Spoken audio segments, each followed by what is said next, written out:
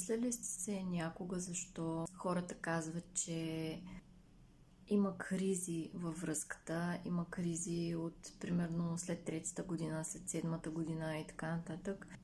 Дали кризи във връзката, дали кризи в брака, няма абсолютно никакво значение. Въпросът е, че не знам дали ви е правило впечатление.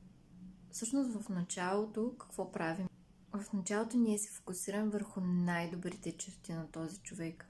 Ние виждаме потенциала му, ние виждаме добрите му страни и цялото внимание и така нататък.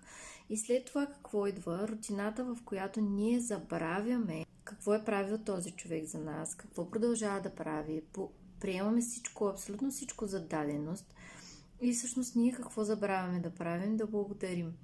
И когато забравяме да благодарим, забравяме да сме ентусиазирани, забравяме да отчитаме постоянно, че тези неща всъщност могат да изчезнат в един момент и те наистина не са даденост. А това е всъщност доброто желание на човека да направи нещо за нас.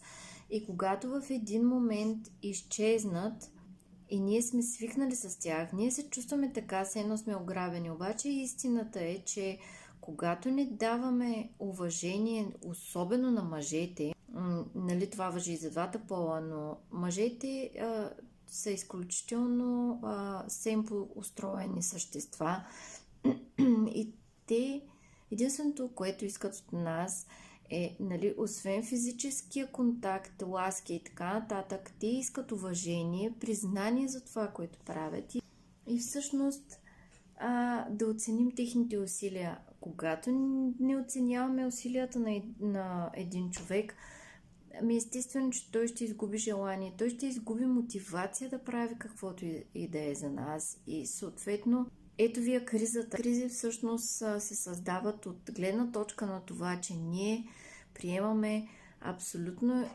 човека за даденост и спираме да го отчитаме, спираме да му благодарим и дори да правим милите жестове, които в началото сме правили за него. И съответно, естествено, никой човек не желая да се чувства непотребен, не желая да се чувства неоценен и така нататък. Съответно, ентусиазма му секва. Затова, ако искате да подобрите връзката си, мога да ви дам 3 съвета, които работят безотказно. Благодарете константно. Няма значение дали това ви звучи фалшиво. Не е фалшиво, но благодарете наистина за нещата, които отчитате. Замисляйте се какво прави за вас най-малкото. Ако всъщност не се сещате и всъщност не знаете